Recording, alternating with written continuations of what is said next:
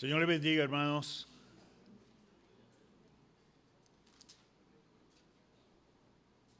Siempre es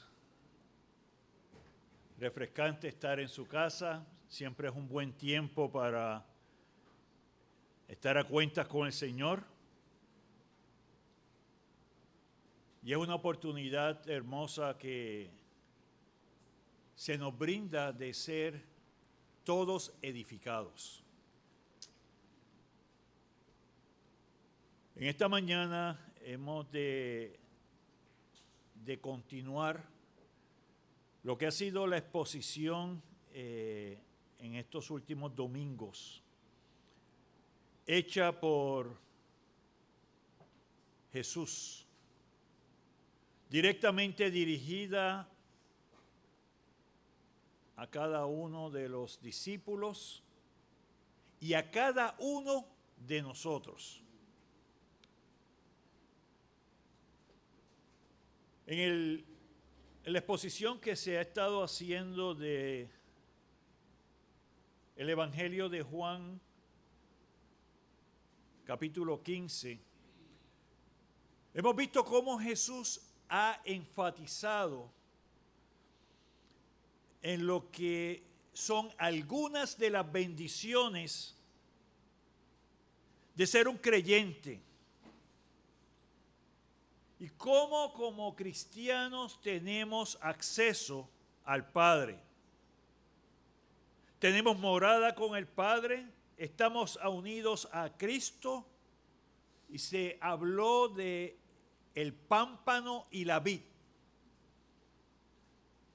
Y cómo cuando esas ramas están insertadas en la vid, es la vid la que le da el sentido, es la vid la que le da esa capacidad de dar fruto. Y el fruto que se da es el fruto cónsono con la vid. Así que nos unimos los unos a los otros mediante una comunión cercana. Y el Señor enfatiza todo lo que ha hecho. Tenemos la certeza de que nuestras oraciones llegan al Padre, que son escuchadas por Él y que son cumplidas según su voluntad. Ahora, en la lectura que vamos a hacer hoy, es como si Jesús, después de haber hablado esto, da entonces una advertencia. Vamos a estar compartiendo en el Evangelio de Juan, capítulo 15, versos del 18 al 27.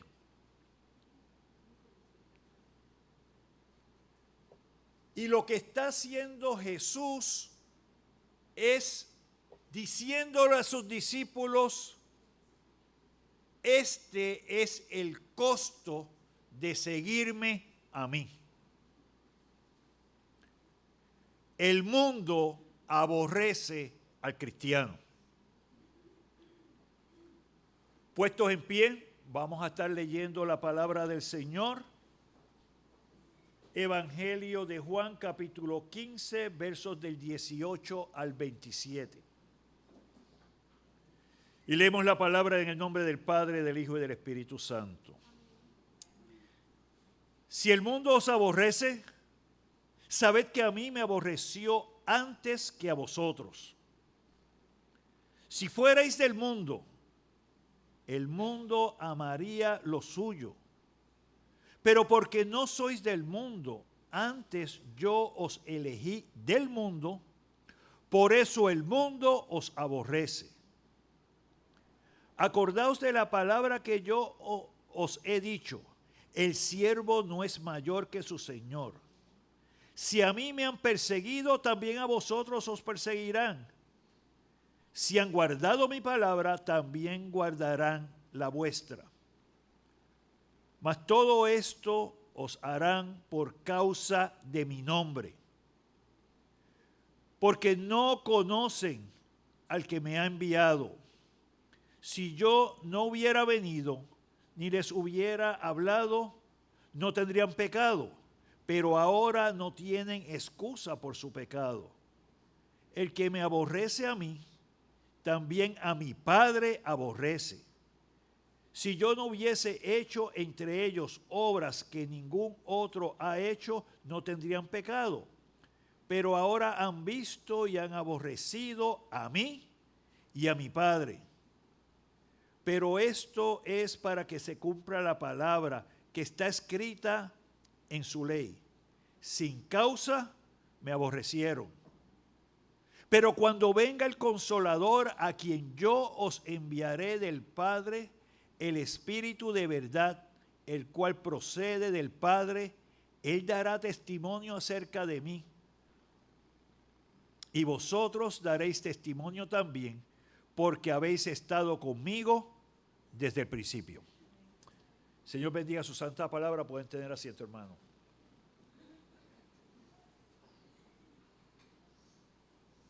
Así que Jesús está hablando aquí y está diciendo: el mundo aborrece al cristiano. El mundo aísla, ridiculiza, se burla, ignora y bromea con aquellos que proclaman a Cristo como Salvador. Muchas veces, escuchamos por allí, le llaman aleluya, le llaman fanático, le llaman conservador, y con frecuencia estos actos pueden culminar en abuso, en humillación, ya sea en la escuela, sea en el trabajo, sea en la comunidad y hasta en el seno del hogar. Así que Jesús le está diciendo a los discípulos, le está advirtiendo: por causa de mí vas a pasar estas cosas. ¿Por qué lo hace? Lo hace para darle un tono de claridad, darle un sentido a lo que iba a acontecer con él. Así que los está previniendo y les está diciendo: así como han hecho conmigo, harán con ustedes. Pero ahora quiero que miremos esto no tan solo desde la perspectiva de los discípulos, sino de la nuestra. Porque a veces, en son de tener, como diríamos por allí, que sea aceptado por los demás, ¿qué estoy haciendo con el testimonio de Cristo? En la parte de poder compartir con todos y llevarme bien, ¿qué estoy haciendo con Cristo? Y vamos a destilar esto en esta mañana. Vamos a ver que el mundo aborrece al creyente. Vamos a ver también las razones que tiene el mundo para aborrecer al creyente. La culpabilidad y juicio sobre el mundo y la victoria y reconocimiento del creyente. Porque podemos ver este texto como un texto que no apela para que las personas vengan a Cristo. Sin embargo, el texto y la forma en que Jesús lo lleva es para darle al creyente y fortalecerlo ante lo que sabe que va a ocurrir, y es que en el mundo tendremos aflicción y en el mundo tendremos prueba. Así que Jesús, como maestro, está preparando a cada uno de sus discípulos y nos prepara a nosotros en esta mañana. Y comienza en el verso 18, si el mundo os aborrece. Y ese sí puede parecer como que quizás pudiera pasar. Sin embargo, ese sí lo que significa allí es que sí te va a pasar. Es una afirmación. Sabed que a mí me ha aborrecido antes que a vosotros. ¿Por qué trae esto? El mundo ama a los suyos, a los que se parecen a ellos, a los que tienen los mismos hábitos y a los que tienen las mismas costumbres, los que usan el mismo lenguaje, aquellos que no ponen resistencia, a los que se amoldan al grupo. Y como dirían los muchachos, a los que están en el corillo. Esos que están allí, esos están bien. Y comenzamos desde este punto. Porque si tú puedes compartir con aquellos que no conocen al Señor, y para poder compartir con ellos tienes que hacer sus mismas cosas, hay un problema allí. Porque sí estamos llamados a compartir con el mundo, pero estamos llamados a compartir con el mundo la luz, no la mía, la luz de Cristo. Así que primero tenemos que estar pendientes de cómo opera el mundo y cómo nosotros estamos llamados a dar testimonio de aquel que nos sacó de las tinieblas y nos llevó a su luz admirable. Y la misma palabra dice, tú no puedes tener una linterna y meterla debajo de la cama. Ni puedes tener una linterna y meterla debajo de una caja. La linterna es para alumbrar. Pero cuando alumbra hace un contraste. Y los contrastes son los que crean esa fricción. Los contrastes son los que crean esa discrepancia de criterio. Y ante eso, ¿qué hacemos?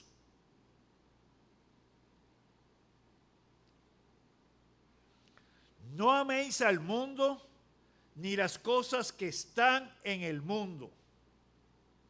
Si alguno ama al mundo, el amor del Padre no está en él.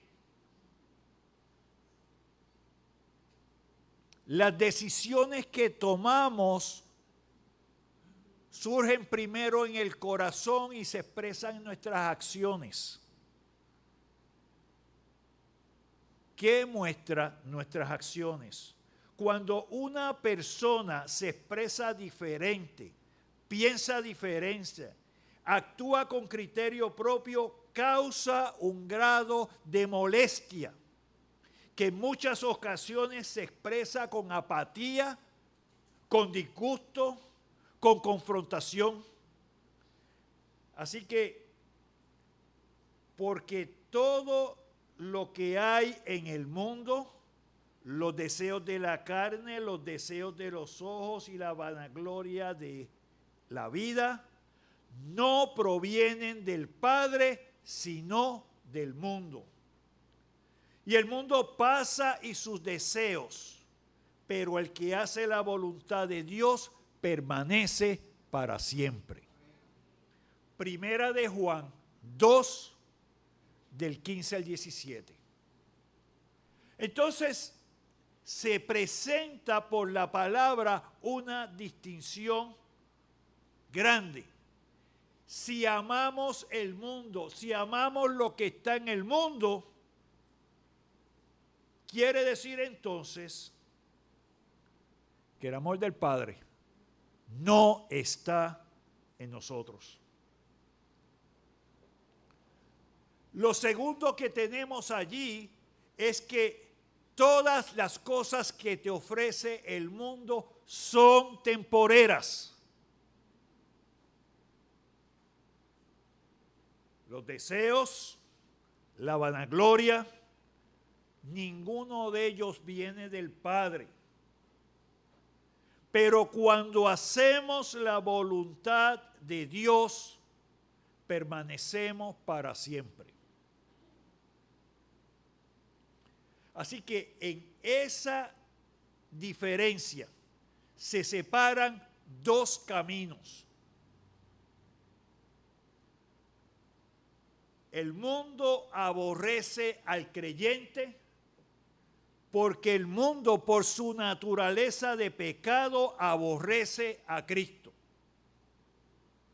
¿Cómo se refleja eso? Se refleja en la apatía de leer la palabra, se presenta en el rechazo de hacer su voluntad, se presenta en el hecho de que establecemos unos momentos y unos tiempos y no me puedo pasar de eso. ¿Pero de qué estamos hablando? Porque si aspiramos ir al cielo, lo que nos refleja la palabra es que de día y de noche vamos a estar alabando a Dios. Así que si te cansa alabar a Dios aquí en la tierra, va a ser mucho más difícil allá arriba. O sea que tenemos que mirar qué es lo que nos impulsa y qué es lo que nos motiva. Y tenemos que orar y pedir al Espíritu que sea el que esté en nuestro corazón, que sea el que nos mueva de una forma intencional a rendirle honra y gloria a aquel que envió a su Hijo para salvarnos y darnos vida eterna.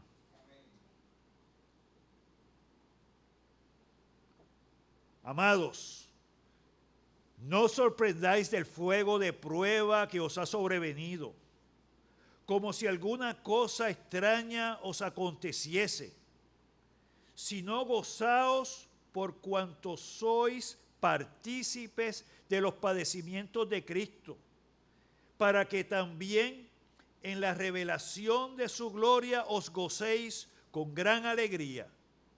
Si sois vituperados por el nombre de Cristo, sois bienaventurados, porque el glorioso Espíritu de Dios reposa sobre vosotros. Ciertamente, de parte de ellos, Él es blasfemado, pero por vosotros es glorificado. Quiere decir que en el momento en el cual tú puedes ser vituperado, en el momento en el cual alguien puede estar hablando mal de ti, en el momento de que alguien de tu familia no te quiera ver o no quiere que tú vayas a su casa, o no me hables del Señor. Todas esas cosas pueden pasar, pero eso no quita que nosotros tenemos que continuar compartiendo, dando testimonio, siendo firme ante el Señor. Si nuestro Rey y Señor sufrió el desprecio del mundo, siendo clavado injustamente en una cruz, ¿por qué pensamos que a nosotros no nos ha de ocurrir nada? ¿Somos acaso nosotros mejores que Jesús? Toda esta persecución, todo este rechazo no se trata de nosotros, se trata de quien nosotros hemos creído.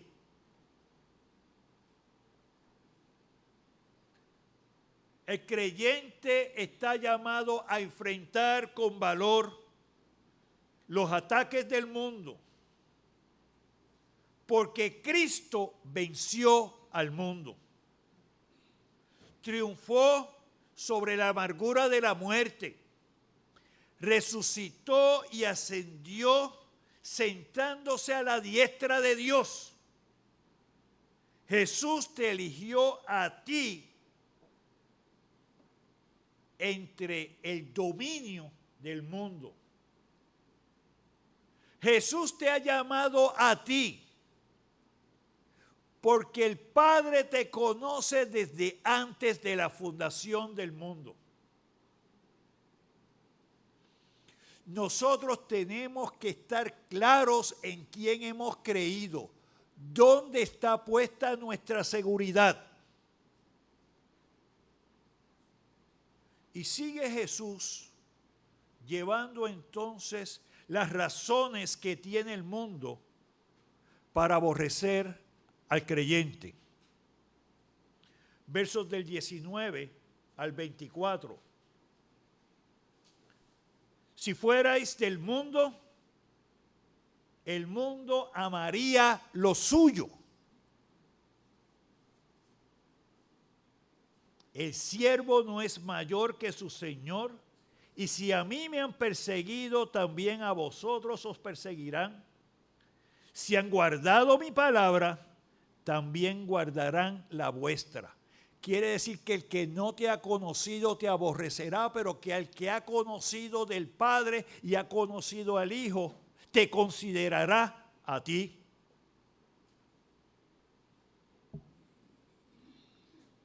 Mas todo esto os harán por causa de mi nombre, porque no conocen al que me ha enviado. Si yo hubiera venido, ni les hubiera hablado, no tendrían pecado, pero ahora no tienen excusa por su pecado. El que me aborrece a mí, también a mi Padre aborrece. Y esa parte es una parte bien medular.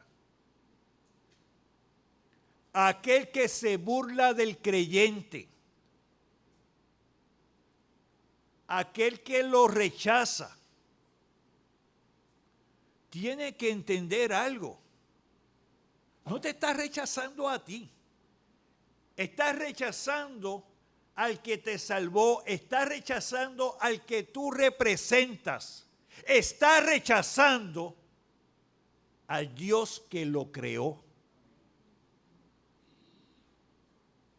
Así que nosotros tenemos que vernos como bienaventurados cuando por el nombre de Cristo somos rechazados.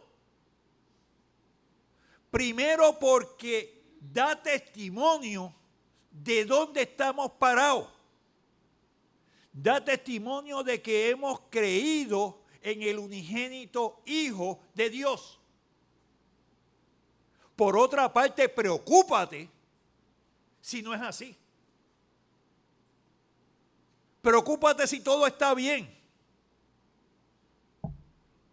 ¿Qué hace diferencia? ¿Cuál es el lenguaje que usa? ¿Dónde comparte? ¿Qué cosas comparte?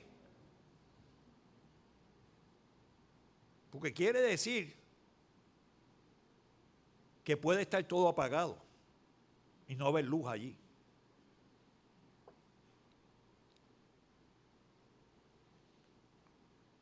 El creyente es una nueva criatura.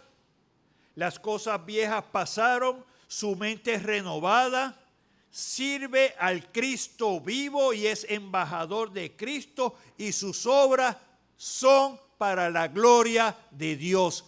Eso distingue al creyente y eso es lo que el mundo aborrece.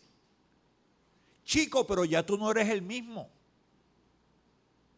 Ya tú no me acompañas a las maldades que hacíamos.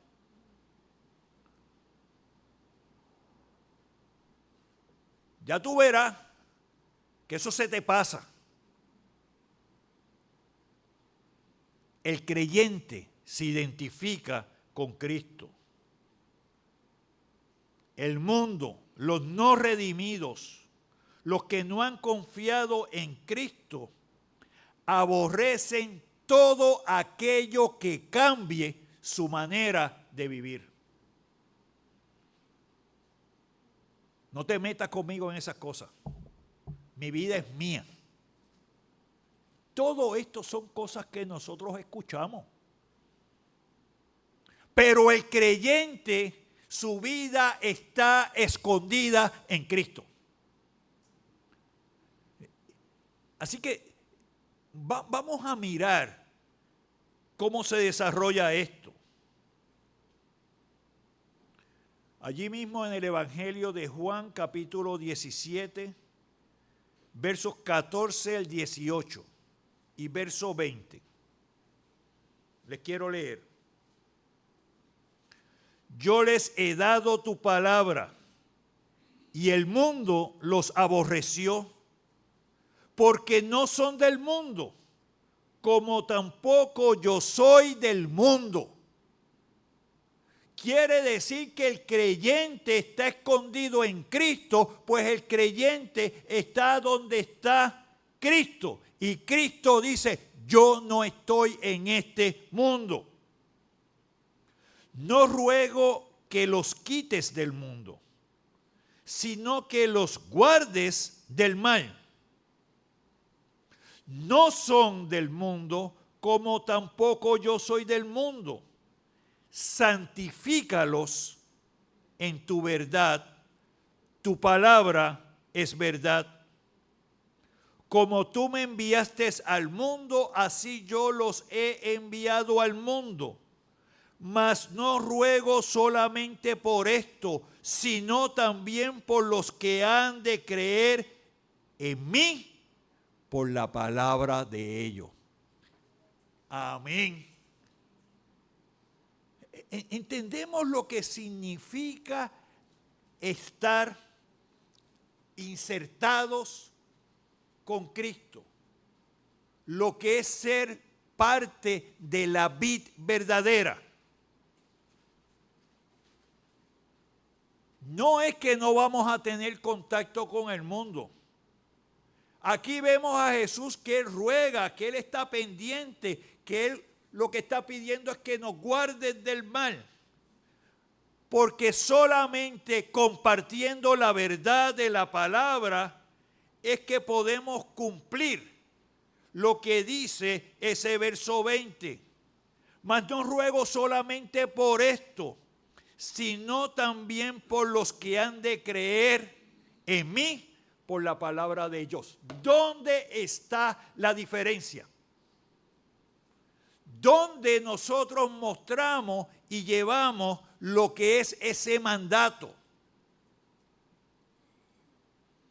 Él está rogando por todos aquellos que el Padre le dio. Como vimos atrás, estaba rogando por Pedro para que su fe no decayera. Y si tú has conocido al Señor, tú has sido parte de una oración contestada de parte de Jesús. Tú tienes que sentirte que Él ha obrado a través de su espíritu de verdad, y lo vamos a ver más adelante.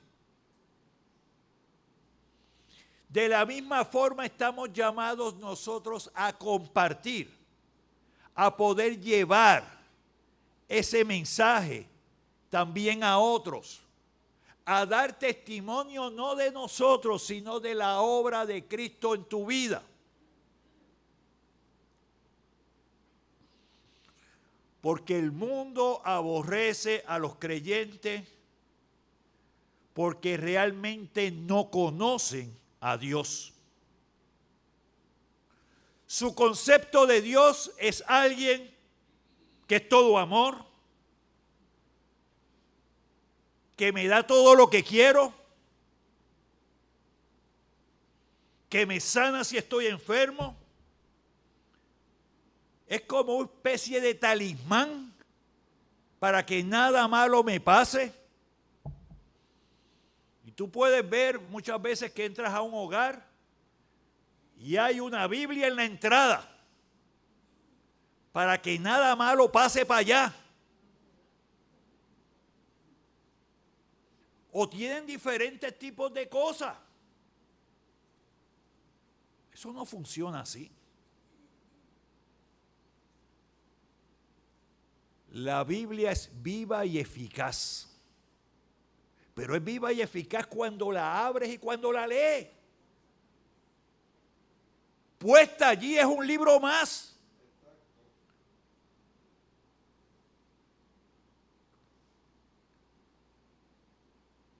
Así que la idea que tiene el hombre de Dios es que es un abuelito que está sentado por allí, que me provee lo que necesito sin importar cuál es mi comportamiento, que me puede dar un regañito, pero como me ama tanto, no me va a castigar.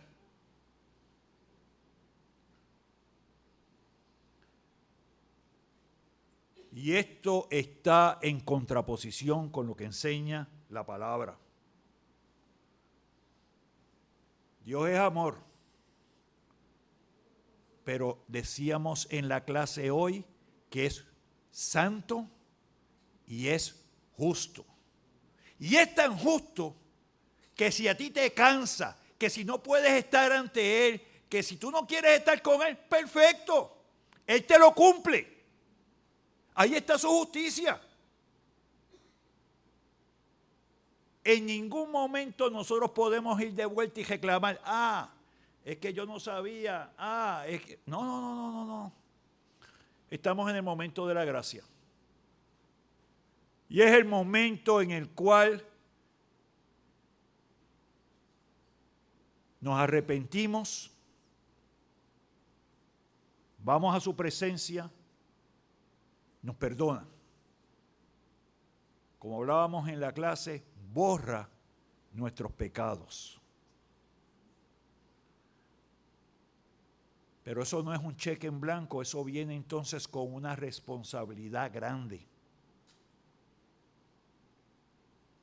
Y el Espíritu se encarga de poner en nosotros esa inquietud para seguir con Él. Dios es revelado por medio de Jesús, por lo tanto el hombre es responsable de aceptar o de rechazar. El pecado del mundo es seguir rechazando a Dios el Padre a pesar de que Él se reveló a través de Jesús. El hombre no tiene excusa. Y ya que estamos en Juan, vamos a ir a Juan 3, versos del 19 al 21.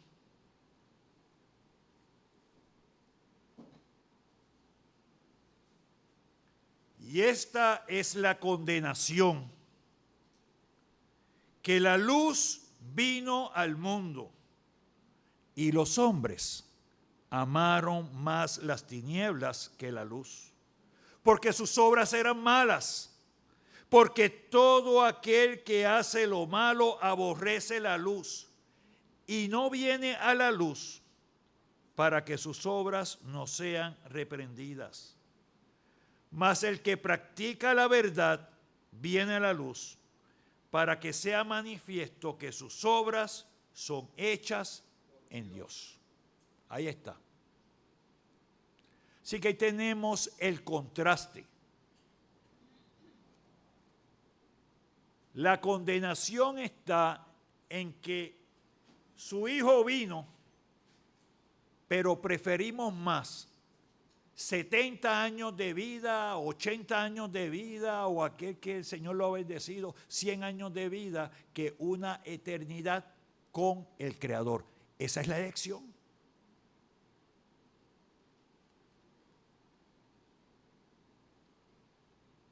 Verso 25. Pero esto es para que se cumpla la palabra que está escrita en su ley. Sin causa me aborrecieron. Y ahí vemos entonces lo que es la culpabilidad y el juicio del mundo. El mundo no tiene excusa. El mundo aborrece y se opone a Jesús porque el mundo ama su pecado. Porque a las personas les gusta lo que tienen.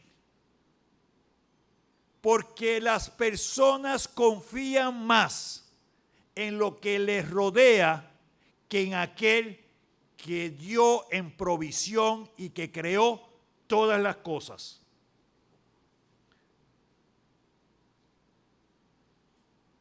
Entonces Jesús pone esto en evidencia. Lo contradictorio es que Jesús fue la persona que más habló de justicia para el hombre. El que se ocupó y suplió al necesitado. El que habló, el que hizo la obra para redimirnos, que pudiéramos nosotros arrepentirnos ante el Padre. ¿Y por qué si Jesús hizo todo eso, el mundo le rechaza? No hay nada malo en Jesús, no había enseñanza, milagro o atención que ameritara el rechazo del hombre. Solo su sanidad y pureza ponían en evidencia su condición de pecado. Y aquí pasa lo que vimos que pasó con Caín y Abel. Ambos ofrendaron al Señor. Y Abel ofrendó de lo mejor que tenía porque sabía a quién lo estaba haciendo. Caín, en vez de decir, oye, ¿qué fue lo que pasó aquí? ¿Qué estuvo mal? ¿Qué voy a hacer diferente para agradar a Dios? No, la forma más fácil es elimino a Abel. Y muchas veces nos comportamos de esa manera, porque queremos seguir haciendo las cosas como las queremos hacer y no hacerlas como el Padre nos ha pedido. Porque no queremos reconocer a Dios, Padre, Creador, dueño de todas las cosas, porque nosotros queremos ser nuestro propio Dios. Así un Dios chiquitito, pero que tengo mi rango y aquí nadie se mete. Y es a mi manera.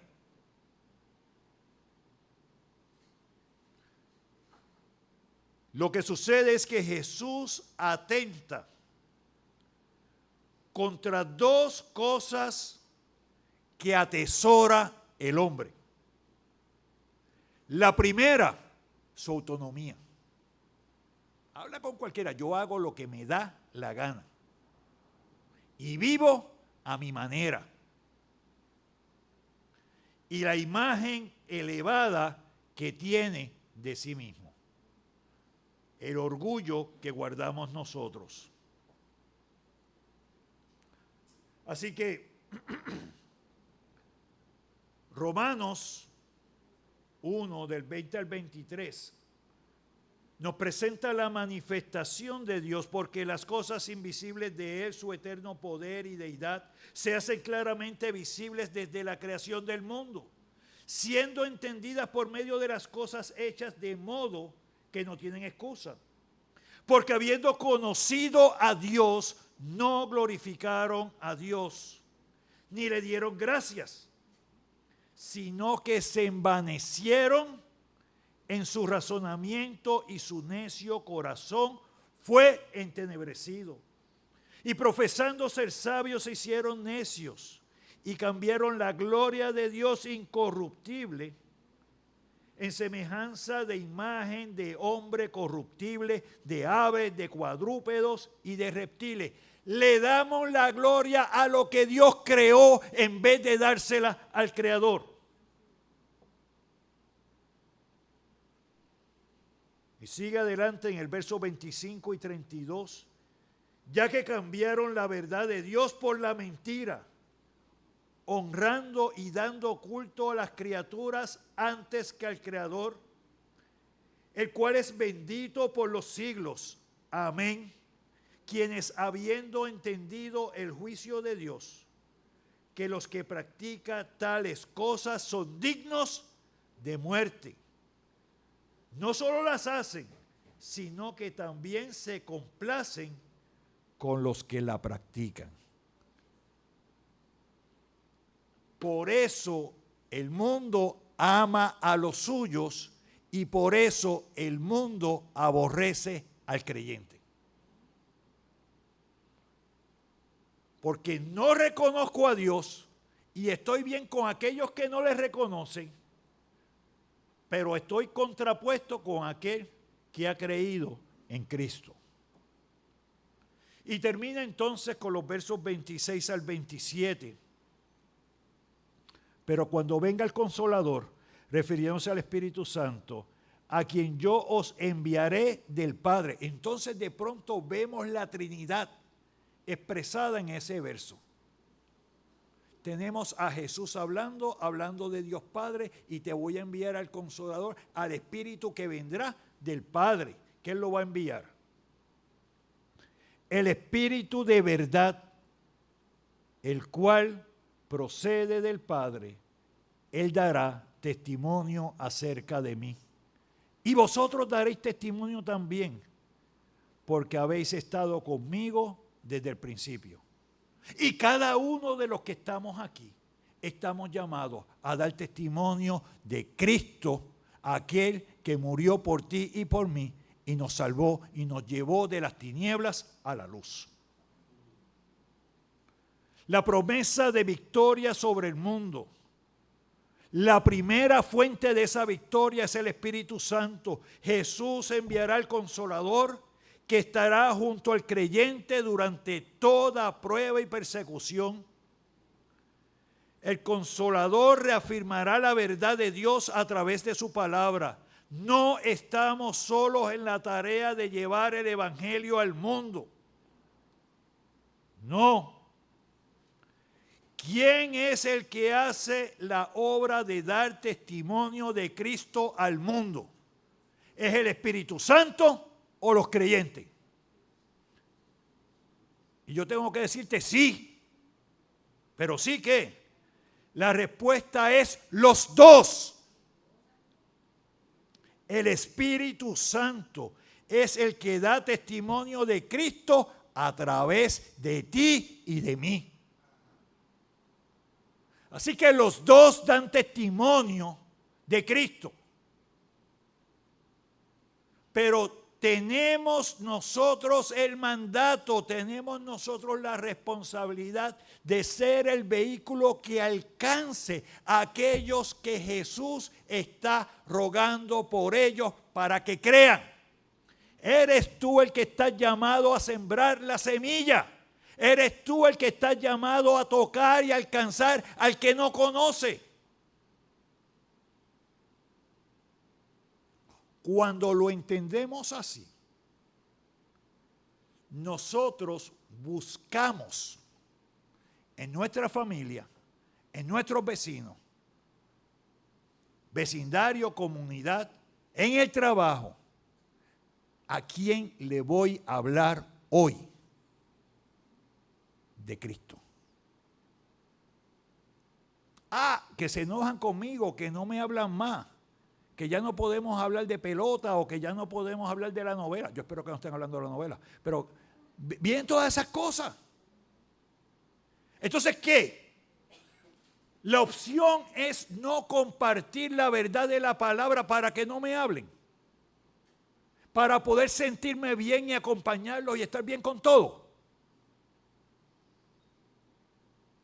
Porque no es lo que espera Jesús de nosotros y no es la razón por la que envió el Espíritu Santo. Cuando llevamos el Evangelio, el Espíritu está allí haciendo la obra, porque es el que toca el corazón de la persona con quien hablas. Él es el que convence el corazón del pecador de su condición y su necesidad de cambio. El Espíritu Santo es el que llama al arrepentimiento y el que convence de que somos hijos de Dios. termino con esto. La salvación es un regalo de gracia. Y eso lo que significa es que a ti no te cuesta nada, porque Cristo pagó con precio de sangre por ti. Es por la obra de Cristo. Él hizo todo lo necesario para que pudiéramos reconciliarnos con el Padre, para que pudiéramos ser salvos. El que sigue a Cristo debe entender que ese camino pasa primero por la cruz antes de llegar a su gloria. Y Jesús le dijo a sus discípulos: si alguno quiere venir en pos de mí, niéguese a sí mismo, tome su cruz y sígame.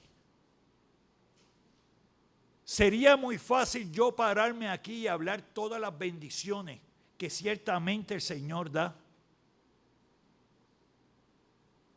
Pero no es honesto cuando no se le hace claro a las personas que si Cristo sufrió, que si Cristo padeció, eso vamos a pasar nosotros. Y eso es lo que está haciendo Cristo aquí, hablando sobre sus discípulos y siendo claro. Porque estando en mí, tienes vida eterna. Porque estando en mí, tienes acceso al Padre. Porque estando en mí, vas a estar protegido. Porque estando en mí, tienes vida eterna. Así que este pasaje, más que ser uno de poner tristeza o desánimo ante tu vida, por el contrario, es uno de estímulo y fortaleza, porque confirma nuestra relación de intimidad con nuestro gran Salvador que es Cristo. Eso lo vale todo en la vida del creyente. Capítulo 16 de Juan termina en su verso 33. Estas cosas os he hablado para que en mí tengáis paz. En el mundo tendréis aflicción, pero confiad, yo he vencido al mundo. Vale la pena estar del lado del vencedor cuando éste se manifieste en su gloria. No importa lo que estemos pasando o podamos pasar aquí en la tierra. Vale la pena estar al lado del que está sentado a la diestra del Padre. Y el que intercede por cada uno de sus hijos, intercede por ti, intercede por todos aquellos que han sido puestos en el libro de la vida. Que te diga: ven, siervo fiel, en lo poco has sido fiel, en lo mucho te pondré. Por su parte estarán aquellos que dirán: Señor, Señor, en tu nombre hice todas estas cosas. Y Él les dirá: alejaos de mí, nunca os conocí, hacedores de maldad. ¿En qué lado estarás tú cuando estemos ante la presencia del Señor? Y quiero orar en esta mañana para aquel que no le ha conocido. El rechazar al Padre viene como consecuencia de haber rechazado al Hijo. Sí, yo sé que vino y murió y como un 25 de diciembre y después entre marzo y abril murió. Va más allá que eso. Mas ya no vive yo, sino que vive Cristo en mí. Las cosas viejas pasaron, he aquí todas son hechas nuevas. Va más allá de querer hacer las cosas para mí o hacer las cosas por costumbre. Por eso va a haber unos que van a decir: Señor, Señor. Es que yo iba a la iglesia y me sentaba ahí los domingos. ¿Y eso significa que tienes una relación con Él? ¿Eso significa que llevaste la palabra? ¿Eso significa que edificaste para el reino? ¿Eso significa que eras un siervo fiel o te quedaste con el talento y no hiciste nada con él? Porque dice la palabra que te lo quitará y se lo dará a otro que haya hecho algo con la bendición que tú has recibido. Por eso voy a orar también en esta mañana. Y allí donde está, Señor, toca, preséntate ante Él y que mueva el corazón más que ser oidores, seamos hacedores de la palabra. Y comenzamos con compartir la obra de verdad, el evangelio de salvación. Oramos. Bendito Señor y Padre Celestial, primeramente presento ante ti aquel que necesita reconciliarse, aquel que necesita restaurar su vida, aquel que el Espíritu le ha tocado en esta mañana y le ha presentado de forma tal que siente la necesidad en el corazón de ser obediente, que siente la necesidad en el corazón de seguir tu voluntad, que está dispuesto a arrepentirse, que está dispuesto a presentarse para que tú le hagas crecer, para que tú le hagas dar fruto, para que tú le sostengas ante la prueba, ante la adversidad, porque sabemos lo que puede hacer el mundo y cómo va a buscar acallar, cómo va a buscar separar, cómo va a buscar dejar fuera. Pero en ti tenemos la victoria. Y cuando tú te presentes, queremos estar en aquellos que tú has de llamar y has de decir: acércate ante mí, siervo fiel. Pasa con el gozo de tu Señor. Y aquel Padre Celestial que te ha conocido, pido, Señor, que restaures también el ver en ti el dador, el ver en ti el cuidador, el ver en ti el proveedor, aquel que lo sustenta todo, de forma tal que teniéndote a ti primero, podamos ser fortalecidos, nos sintamos cuidados y podamos dar testimonio de la obra que tú haces.